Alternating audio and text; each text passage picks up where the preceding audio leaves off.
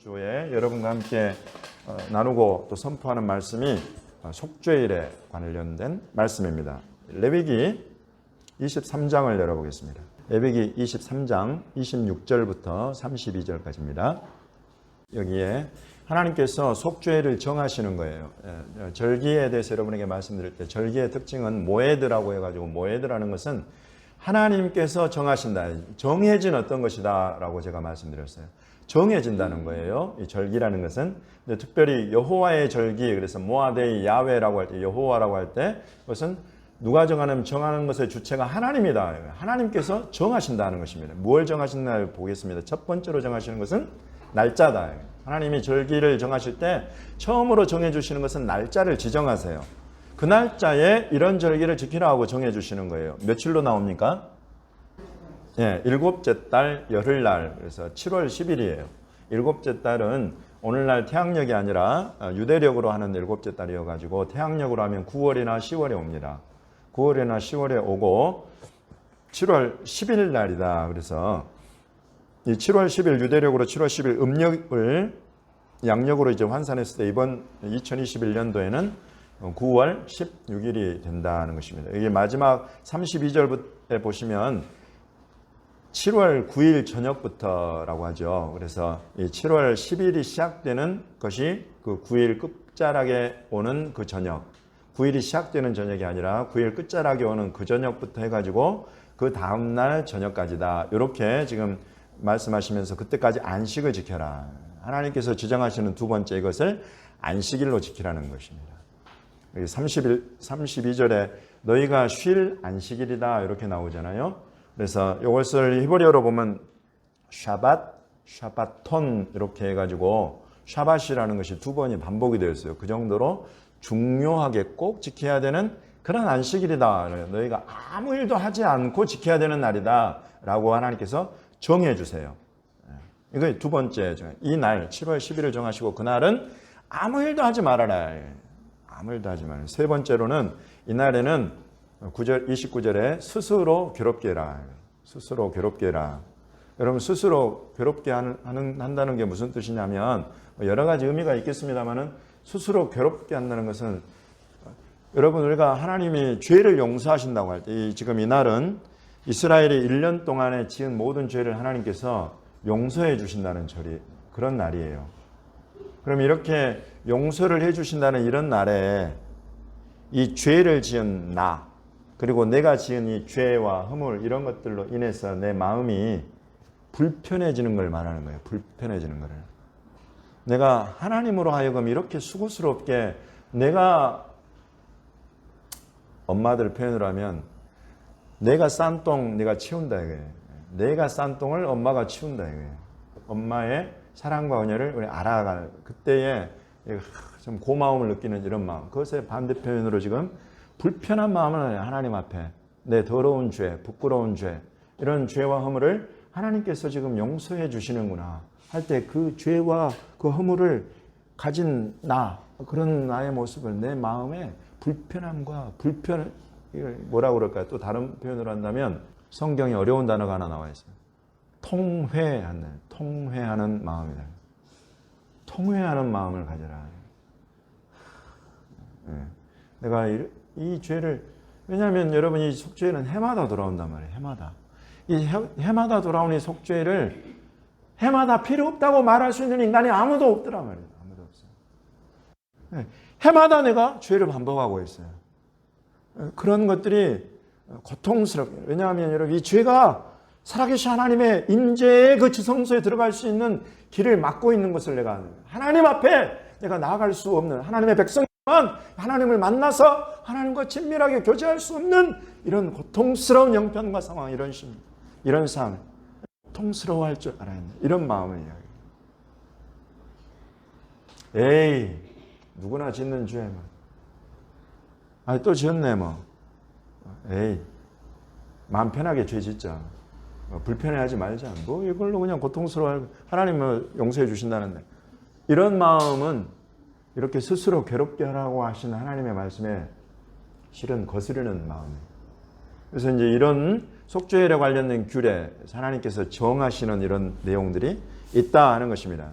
이 속죄일에 관해서 또 다른 데에서 조금 더 살펴보겠습니다. 배경이 되는 것을. 레위기, 같은 레위기인데 16장입니다.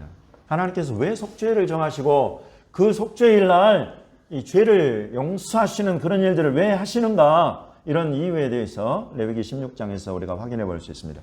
1절과 2절 말씀, 성소의 휘장 안, 법궤 위, 속죄소, 우리가 다른 말로 뭐라고 불러요? 세 글자로 지성소라고 부르는 것입니다. 지성소. 지성소 안에 아무 때나 들어오지 말라는 거예요. 아무 때나 들어오면 어떻게 된다고요? 죽는다는 거예요. 죽는다. 여러분, 이런 거예요.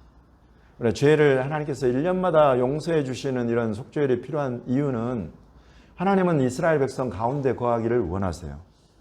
그런데 이스라엘 백성이 하나님이 함께 하시는, 그 가운데 거하시는 하나님을 감당할 수가 없어요. 하나님의 영광 임재를 나타내는 순간 그냥 다 죽어버려요.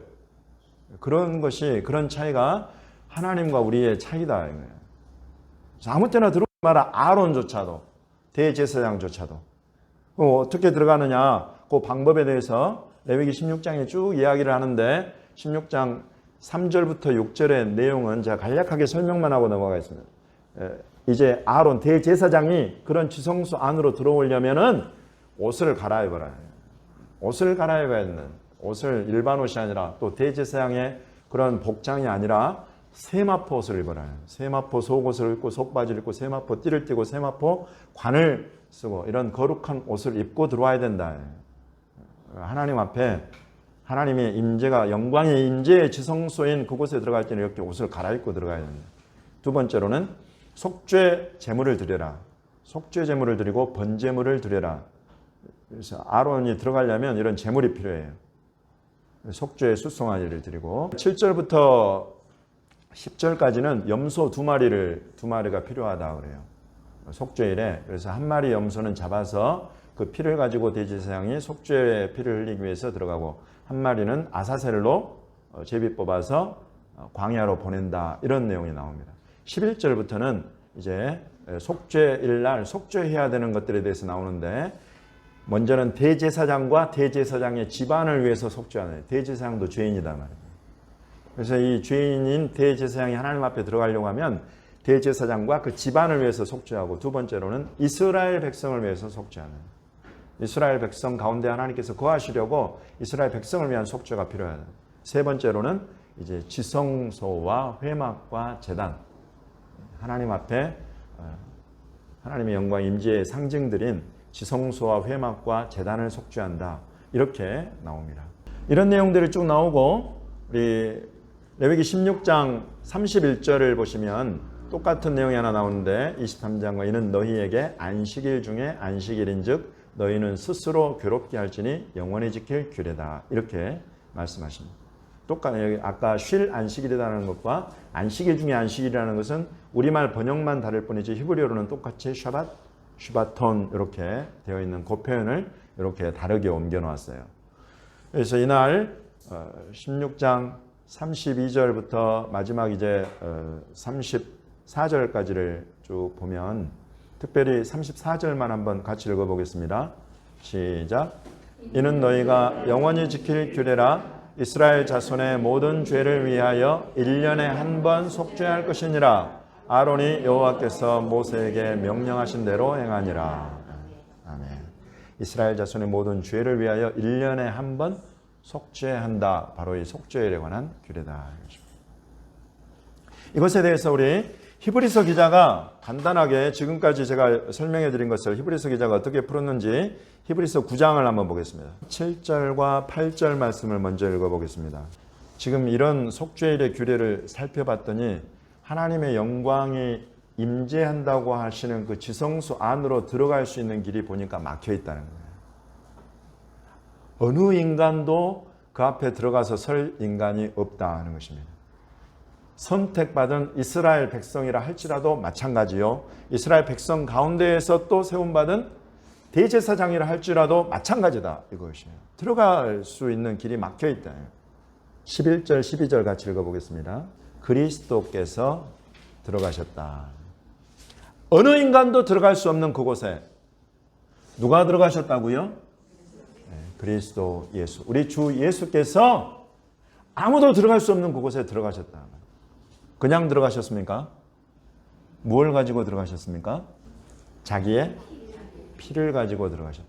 예수님이 자기의 피를 가지고 그 안에 들어가셨다. 이 일이 언제 어떻게 일어났는가? 히브리서 기자가 이걸 이렇게 확신 있게 기록한 그 배경이 되는 것을 한번 보겠습니다. 마태복음 27장.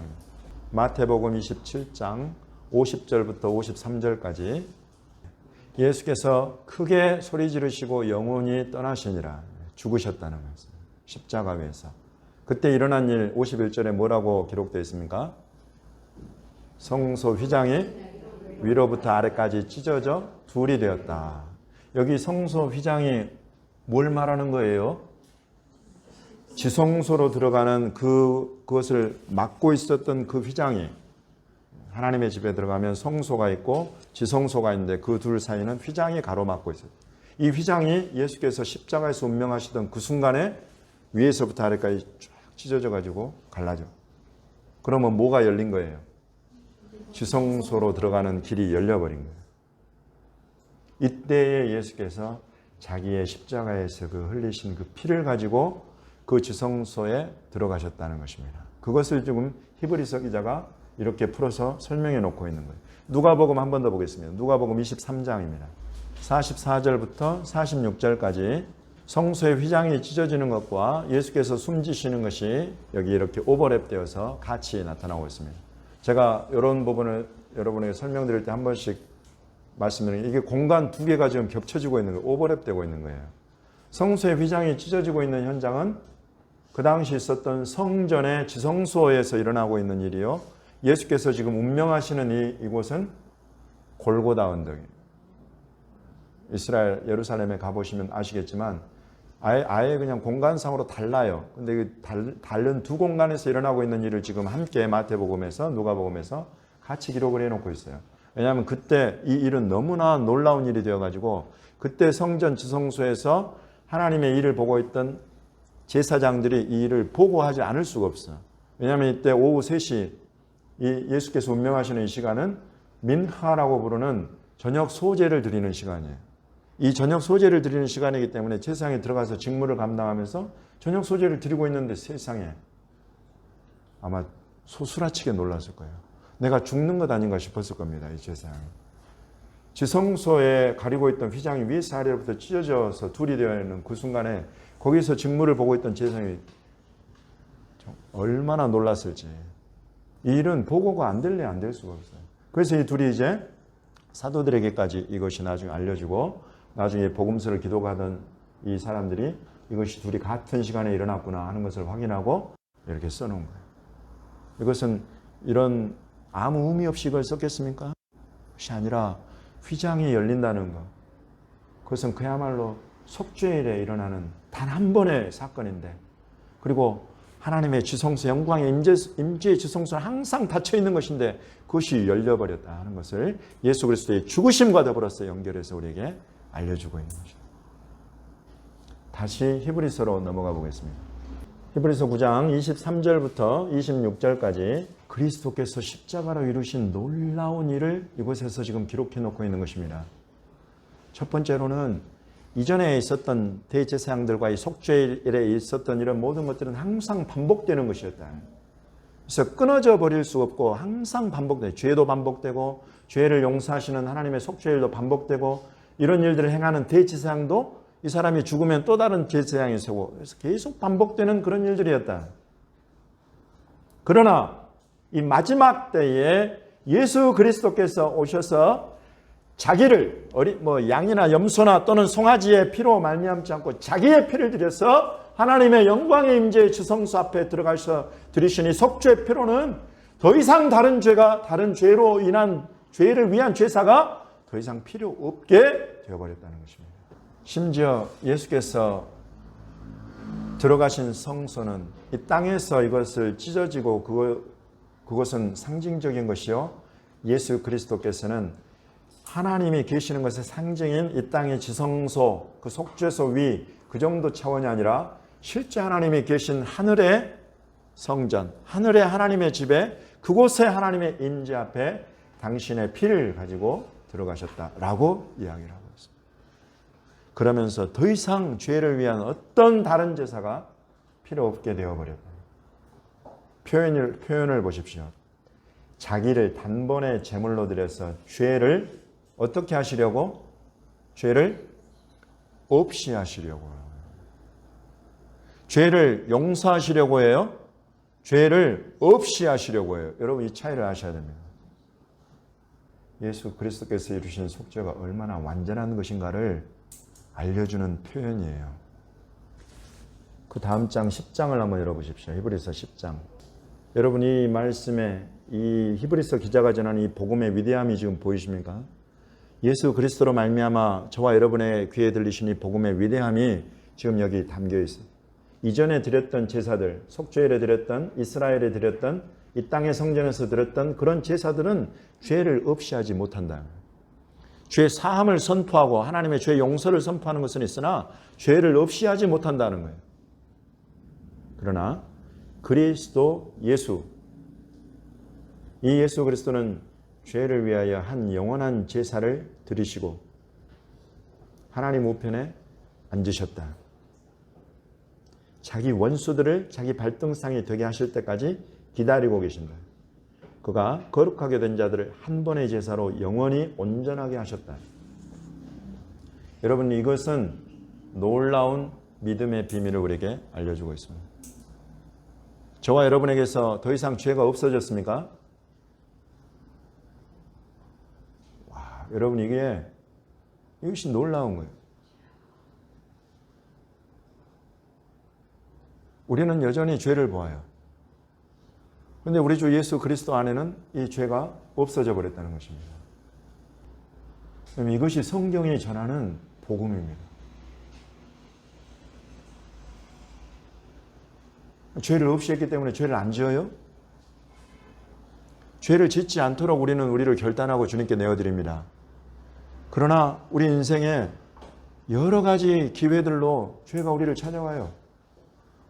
때로 넘어져요. 분명히 넘어집니다. 육신 가운데 세상 안에 살기 있기 때문에. 그런데 그 죄가 아니라고 해버리셔. 그 죄를 예수께서 담당하셨다고 선포하는 것입니다. 이 아들은 내가 십자가에 내 피로 값주고 산 내 아들이니 이 죄가 더 이상 이 아이에게 어떤 영향도 없다는 것을 예수님이 아버지 보좌 앞에서 대언하고 계신다. 이것이 믿음, 이것이 복음이에요. 그래서 저와 여러분이 예수 안에 있는 한은 반드시 우리 주님이 약속하신 하나님의 나라와 그 부활의 신령한 몸을 덧입게 되는 놀라운 은혜의 자녀로 좀 거듭나 버린 것입니다. 이것이 복음의 비밀이요 믿음의 비밀입니다. 주님이 이런 일을 행하신 것은 우리로 자유롭게 죄짓게 하라고 이런 일을 행하셨어요? 아 그래? 목사님 말씀 들으니까 내가 오늘 당장 가서 죄를 지어도 아무 문제가 없겠다. 이런 생각을 저와 여러분은 하지 않는 줄 저는 압니다. 죄로 인해서 우리 불편해지고 죄로 인해서 고통스러워하는 저와 여러분 잘 알고 있어요. 주님이 이런 놀라운 은혜를 베푸신 것은 여러분 이 믿음이 우리 안에 견고히 서가잖아요. 이 믿음이 우리 안에 놀라운 빛으로 계속 비추어져 가잖아요. 죄를 이기는 나를 보게 되는 거예요. 이 죄와 세상을 이기는 나를 발견해 가요. 이것이 여러분 믿음의 능력이에요. 이것이 구원하시는 능력이에요. 예수 그리스도는 나를 이런 놀라운 능력으로 구원해 내셨다. 여러분 그때에 비로소의 죄를 이기게 되고 세상을 이기는 믿음을 갖게 되는 것입니다. 이런 일을 이루셨다는 거예요. 예수께서 이런 일을 이루셨다는 것을 우리가 믿음의 눈으로 우리 눈이 열려서 그것을 보게 되는 거예요.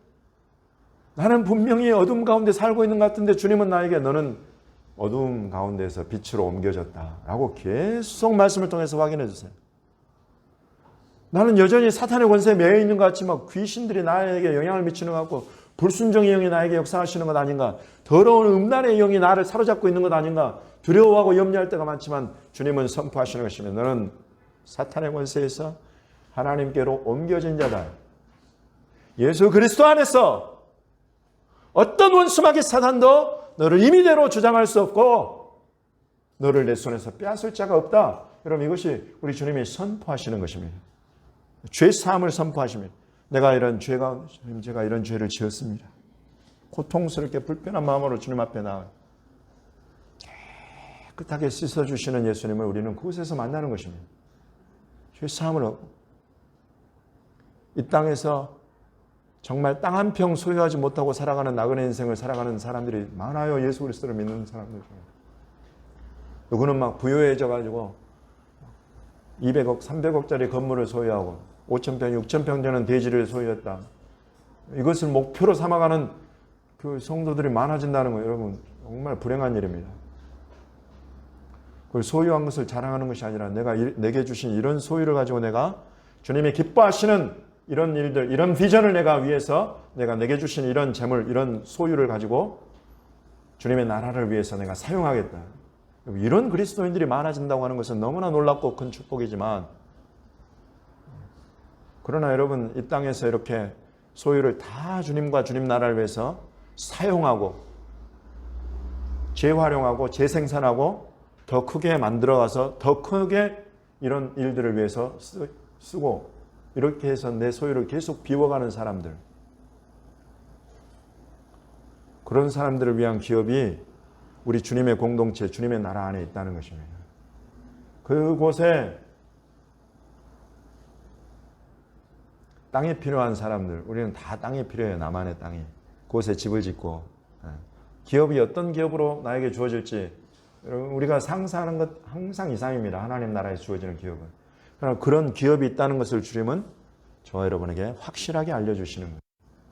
로마서 3장 한번 보겠습니다. 로마서 3장 23, 24, 25절 말씀입니다. 모든 사람이 죄를 범하였음에 하나님의 영광에 이르지 못했다.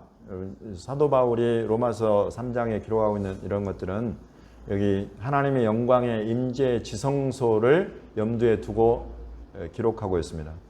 지금 이 23, 24, 25절 말씀은 실은 지성소와 연관된 사도 바울의 성경 해석이에요. 하나님의 영광이 있는 그 지성소에 들어갈 인간이 아무도 없더라요. 모든 사람이 죄를 지었기 때문에. 그러나 그리스도 예수 안에 있는 속량으로 말미암아, 속량, 우리 염키푸르라고 하는 속죄일에 일어나는 이 속죄, 이것에 또 다른 표현이 여기 지금 속량으로 나타나 있습니다. 그 속죄를 이루신, 그 속량을 이루신 하나님의 은혜가 값없이 우리를 의롭다 하심을 얻도록 만들어버린다. 이것을 조금 더 풀어가는 것이 25절에 이 예수를 하나님이 그의 피로써 믿음으로 말미암는 화목제물로 세우셨다. 제가 여기 화목제물의 이 번역은 적절한 번역이 아니라고 말씀을 드립니다. 이것은 헬라어 힐라스테리온이라는 헬라어를 사용하고 있는데 이 힐라스테리온이라는 이 단어는 지성소 안에 있는 속죄소를 일컫는 단어예요. 그러므로 지금 이곳을 제대로 번역을 한다면 이 예수를 하나님이 그의 피로써 예수 그리스도의 피로써 열어주시는 지성소 안에 속죄소로 세우셨다. 이 지성소 안에 속죄소 위에 예수 그리스도의 피를 두게 하셨다는 것입니다. 속죄일에 일어나는 바로 그 사건, 대제사장이 휘장을 열고 들어가서 지성소 안에 있는 속죄소 위에 피를 뿌리면 하나님의 이 속죄의 속량의 놀라운 은혜가 베풀어지고 선포된다는 그런 내용을 지금 사도 바울이 이곳에다가 선포하고 있는 것입니다. 이 한 구절, 이 예수 그리스도의 피를 하나님이 예수 그리스도의 믿음으로 드린 속죄의 피로써 속죄소 위에 뿌리게 하셨다는 이 3장 25절 이 내용, 이것을 믿는 자는, 이 예수를 믿는 자는 이제 그 이후로 누구나 이 영광의 임재의 지성소 하나님의 영광에 누구나 들어갈 수 있게 되었고 이룰 수 있게 되었다. 여러분 이것을 저와 여러분에게 알려주고 있는 것입니다. 우리 마지막으로 히브리서에서 이와 똑같은 이런 내용, 이제 이렇게 열린 임재의 지성, 하나님께서 열어주신 아들 예수 그리스도의 피로써 열어주신 이 임재의 영광의 지성소 앞에 우리가 어떻게 들어갈 것인가 하는 것들을 히브리서 4장 16절을 먼저 읽어보겠습니다. 그러므로 우리는 긍휼하심을 받고 때를 따라 돕는 은혜를 얻기 위하여 은혜의 보좌 앞에 담대히 나아갈 것이니라. 아멘. 이 은혜의 보좌가 바로 시은좌로서 속죄소의 또 다른 이름입니다. 시은좌와 속죄소는 똑같이 힐라스테리온이라는 요 한 곳, 지성소 안에 휘장을 열고 들어가서 법궤 위에 있는 이 장소를 일컫는 동일한 단어예요. 그래서 이제 시은좌, 은혜의 보좌 앞에 때를 따라요. 하나님께서 정하신 그 한 날만 들어갈 수 있는 것이 아니라 어느 때든지 하나님께 도우시는 은혜를 얻기 위해서 들어가는데 이제는 죽을 염려 없이 두려움 없이 담대히 나아간다. 이런 표현으로 히브리서 4장에서 알려주고 있고 6장 19절 20절을 한번 보겠습니다. 그곳에 예수께서 우리보다 앞서 들어가시고 예수는 믿는 모든 자의 죄를 사하신 단 한 번으로 완전히 죄를 없이 해버리신 주님이시기 때문에 예수 그리스도를 힘입어서 우리가 담대히 그곳으로 들어간다는 것입니다. 휘장을 열고 지성소 안으로. 마지막으로 히브리서 10장을 열어보십시오. 10장 18, 19, 20절입니다. 이제 속죄일을 하나님께서 이스라엘에게 주시고 예수 그리스도로 말미암아 그것을 성취해내시고 저와 여러분에게 어떤 은혜를 베풀어서 이 예수 그리스도를 힘없는 모든 자에게 휘장을 열고 하나님의 임재의 지성소 안으로 들어갈 수 있는 이 길이 되어주신 예수 그리스도.